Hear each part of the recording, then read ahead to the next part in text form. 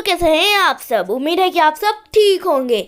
तो आप सबका स्वागत है सुपरवर्स चैनल के एक और वीडियो में। तो दोस्तों, आज के इस वीडियो के लिए आप बहुत दिनों से इंतज़ार कर रहे होंगे, क्योंकि मैं इस वीडियो को बहुत लेट से पोस्ट कर रहा हूं। पर दोस्तों, आज के इस वीडियो में हम जानने वाले हैं कि द प्रेजेंस क्यों डीसी के ट्रू गॉड नहीं है। तो चलिए आज के इस वीडियो को शुरू करते हैं। Let's get started. Struggle with every step, and I cannot get away. But she was such a paradise, standing up a mile high. Will you fall to give me strength? कई लोगों का यह मानना है कि द प्रेजेंस डीसी के true God है, पर ऐसा नहीं है, क्योंकि हमने कॉमिक्स में देखा था कि द प्रेजेंस जो है वो मर गए थे और इसे गैब्रियल हॉर्नब्लोअर और द एंजल्स ने भी कंफर्म किया था कि द प्रेजेंस जा चुके हैं या फिर द प्रेजेंस मर चुके हैं। और मरने के बाद द प्रेजेंस ईवल बन जाते हैं, करप्टेड हो जाते हैं और वापस आते हैं और सभी एंजल्स के ऊपर अपना कब्जा कर लेते हैं।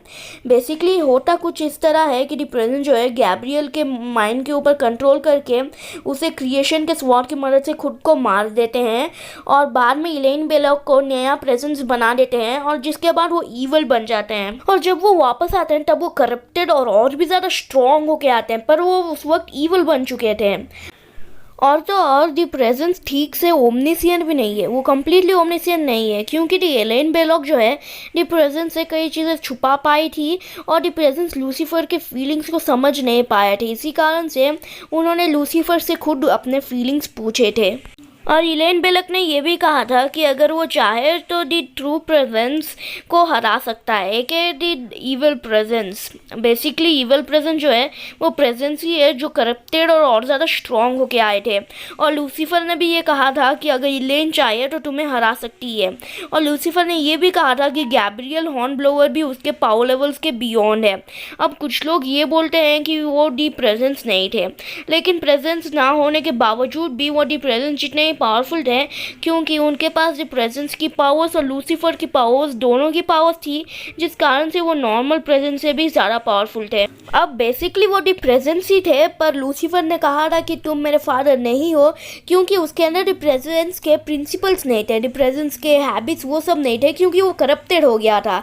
और यहाँ तक कि लूसीफर भी द प्रेजेंस के अबव है, क्योंकि द ग्रेट इवल बीस्ट जो द प्रेजेंस के लाइट के अबव एग्जिस्ट करता था या फिर उसके बिफोर एग्जिस्ट करता था, जिसकी पावर लेवल्स इतनी ज़्यादा है कि उसने जो है अनबाउंडेड स्पेक्टर जो कि दी प्रेजेंस की 1/3 पावर्स को होल्ड करता है उसे स्टॉम्प कर दिया था। और इसने जो है दी प्रेजेंस के हैंड के साथ भी रेसल किया है और कई इयॉन्स तक दी प्रेजेंस की पावर्स को मैच किया है। वो बस लूसीफर का एक छोटा सा एस्पेक्ट था। और लूसीफर ने 2 टाइटन्स जिसके पास प्रेजेंस जितनी ही पावर्स थी उन दोनों को भी हराया था। और अगर द प्रेजेंस सच में ओमनीपोटेंट है तो वो दी कंटेमिनेशन में नहीं जाने चाहिए थे, मतलब वो कंटामिनेट हो गए थे।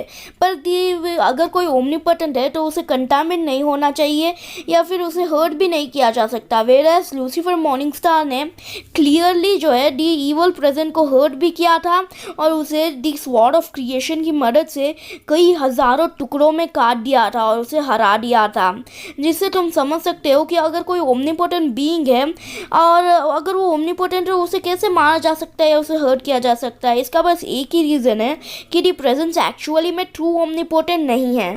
अब हम बात करते हैं उन कैरेक्टर्स की जो दी प्रेजेंस के अबव है। मेरे माइंड में पहला कैरेक्टर जो आता है वो है हेकेटे। हेकेटे बेसिकली गॉडेस है मैजिक की, जो दी कलेक्टिव अनकॉन्शियस से बॉर्न हुई थी और वो दी कलेक्टिव अनकॉन्शियसनेस खुद है।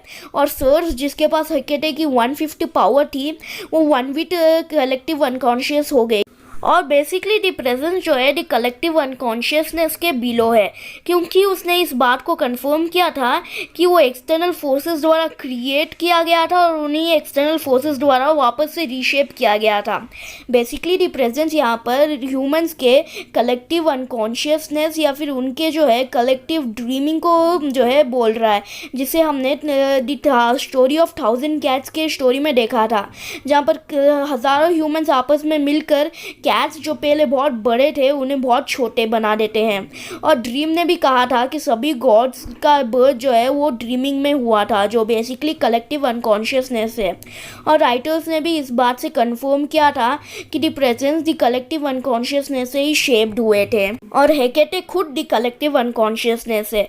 उसी के साथ साथ हेकेटे इतनी ज़्यादा पावरफुल थी कि द प्रेजेंस को दूसरे गॉड्स के साथ मिलकर जो है एक्लिप्सो को क्रिएट करना पड़ा था, ताकि एक्लिप्सो हेकेटे के पावर्स को चिप अवे कर सके, पर फिर भी एक्लिप्सो वो नहीं कर पाया था।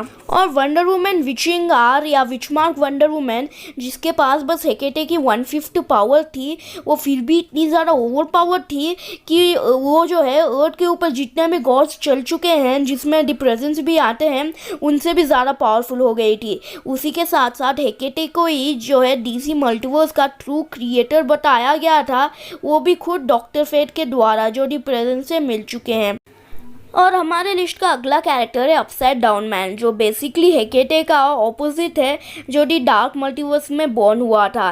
और जो जॉन कंस्टेंटीन है उसने कहा था कि जो अपसाइड डाउन मैन है वो ग्रेट इवल बीस्ट से भी ज़्यादा पावरफुल है, और ग्रेट इवल बीस्ट ऑलरेडी जो है दी प्रेजेंस के साथ स्टेटमेंट कर चुका है। और basically upside down man the other kind का लीडर है, और मेरे हिसाब से दी अदर काइंड और अपसाइड डाउन मैन दोनों भी दी प्रेजेंस को हरा सकते हैं। और हमारा अगला कैरेक्टर है मॉर्ड्रू। मॉर्ड्रू एक विच है जो कि ये 31st सेंचुरी से आया था, जिसके पास इतनी पावर्स थी कि उसने हेकेटे जो ऑलरेडी द प्रेजेंस के अबव है, उसके सभी पावर्स को जो है अपने अंदर ऑब्जॉर्व करके लॉर्ड ऑफ केओस को दे दिया था।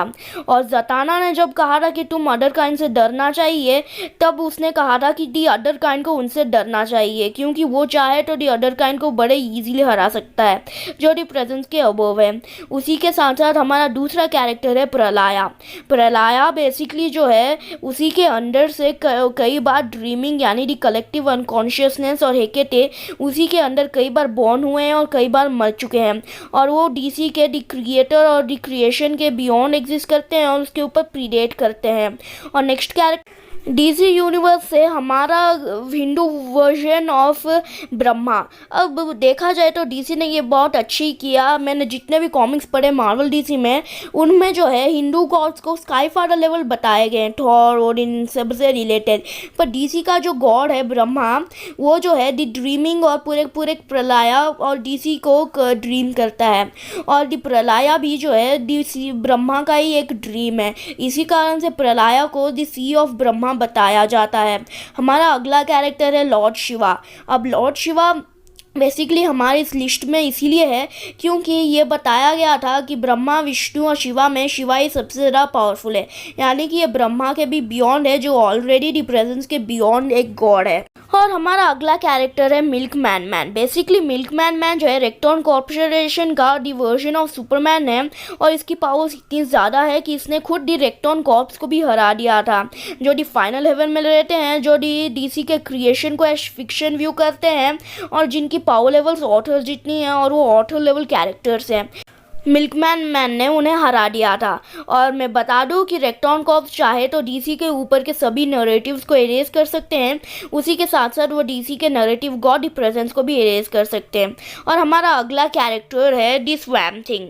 एक पॉइंट पे हमें ये बताया गया था कि स्वैम्प थिंग इमॉर्टल होने के साथ साथ सभी एंजल्स के बियॉन्ड है, और जब एक बार वो दी फाइनल पार्लियामेंट के साथ मर्ज हो जाता है, तब वो दी कलेक्टिव अनकॉन्शियसनेस और हेकेटे के साथ मर्ज हो जाता है, और दी प्रेजेंस और कलेक्टिव अनकॉन्शियसनेस के बीच का लिंक ब्रेक कर देता है, जिस कारण से दी प्रेजेंस उस वक्त मर जाते हैं, जो चीज़ प्रूव करती है दी प्रेजेंस को कलेक्टिव अनकॉन्शियसनेस की ज़रूरत है। एक और इंसिडेंट है कि जब दी एक्लिप्सो जो है अपने डार्क हार्ट स्वॉर्ड की मदद से अर्थ पे हमला करता है, क्योंकि जो अर्थ है वो पूरे पूरे यूनिवर्स का सबसे इम्पॉर्टेंट प्लैनेट है, क्योंकि अर्थ के ह्यूमंस जो है अपने ड्रीम्स या फिर अपने कलेक्टिव अनकॉन्शियसनेस की मदद से ही गॉड्स को पावर अप करते हैं, या फिर उसी कलेक्टिव अनकॉन्शियसनेस के मदद से ही गॉड जिंदा है। और जो एक्लिप्सो है वो अपने स्वॉर्ड की मदद से जो है अर्थ को 2 पार्ट्स में स्प्लिट कर देता है, जिस कारण से वो अर्थ के कलेक्टिव अनकॉन्शियसनेस और दी प्रेजेंस के बीच के लिंक को ब्रेक कर देता है। और एट द मोमेंट हमें ये क्लियरली बताया गया था कि दी गॉड मर गए थे, लेकिन बाद में जस्टिस लीग ने उन्हें वापस जिंदा कर दिया था। हमारे लिस्ट का अगला कैरेक्टर है ब्लाइट। ब्लाइट बेसिकली एक काफ़ी ओवर पावर्ड कैरेक्टर है जो द कलेक्टिव अनकॉन्शियसनेस के ह्यूमंस के डार्क थॉट से बॉर्न हुआ है। बेसिकली हेकेटे का ऑपोजिट भी बोल सकते हो। उसी के साथ साथ द प्रेजेंस जो है वो ब्लाइट के साथ 1 वर्सेस 1 करने से डरते हैं।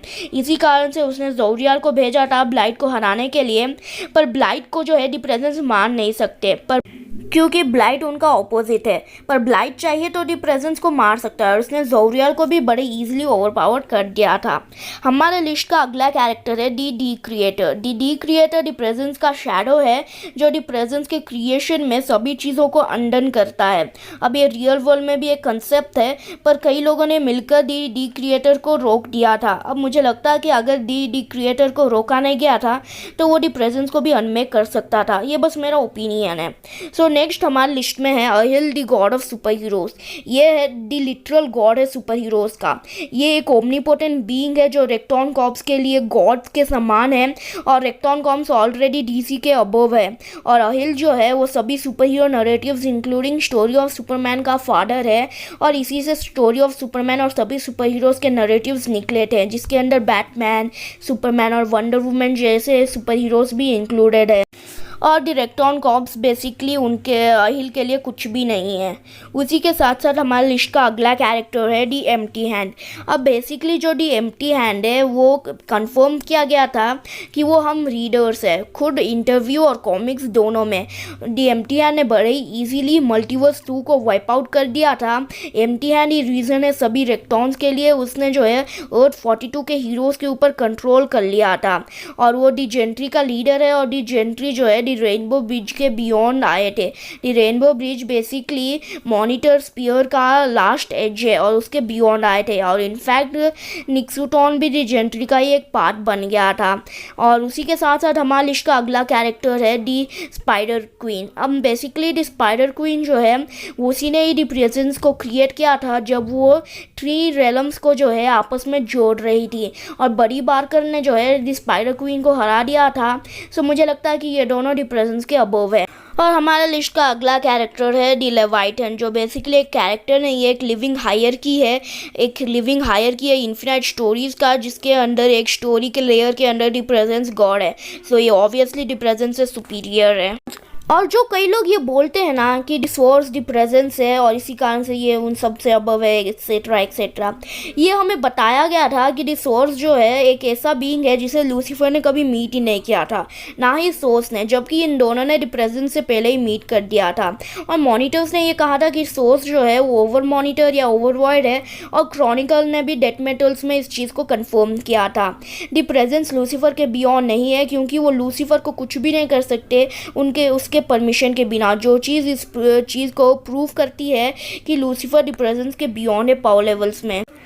अब कुछ लोग बोलते हैं कि द प्रेजेंस ने पूरे डीसी मल्टीवर्स को अपने हाथों में होल्ड किया था। अब बेसिकली द प्रेजेंस ने खुद कहा था कि ये डीसी मल्टीवर्स से बाहर से, बेसिकली ये बस डीसी मल्टीवर्स का प्रोजेक्शन है बाहर से।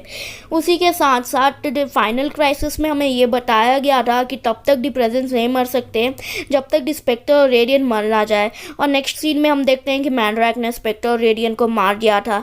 तो इसी कारण से कुछ लोग बोलते हैं कि मैंड्रैक जो है स्पेक्टर और रेडियंट और दी प्रेजेंस तीनों से सुपीरियर है, पर ऐसा कुछ है नहीं। बेसिकली तब दी प्रेजेंस ऑलरेडी क्रिएशन को अबैंडन कर चुके थे और तब एक्चुअल में मैंड्रैक ने उन्हें मारा नहीं था। मैंड्रैक ने जैसे जीलो वाला ने अल्ट्रामैन के पावर्स को सक किया, जिस कारण से अल्ट्रामैन भी जो है स्पेक्टर रेडियन की तरह ही कुछ समय के लिए जो है अपने मुंह और आँख को खोले हुए बेहोश हो गया था, पर बाद में वो पूरा ठीक होकर वापस आया था। और जैसे अल्ट्रामैन बेहोश हुआ था उसी तरीके से स्पेक्टर रेडियन भी बेहोश हुए, क्योंकि डेथ मेटल में हम उन्हें क्लियरली फुल्ली फाइन देखते हैं। अगर वो सच में मरे रहे तो वो वापस कैसे आए? तो छोड़ो। अब कुछ लोग बोलते हैं कि दी प्रेजेंस ओमनिसिएंट, ओमनीपोटेंट और ओमनी प्रेजेंट है, क्योंकि ये स्टेटमेंट हमने कई बार दी प्रेजेंस और लूसीफर के मुंह से सुना है और ये बात सच है। पर वो बस दी वर्टिगो कॉस्मोलॉजी के अंदर ही ओमनीपोटेंट है, वो बेसिकली नैरेटिव ओमनीपोटेंट है।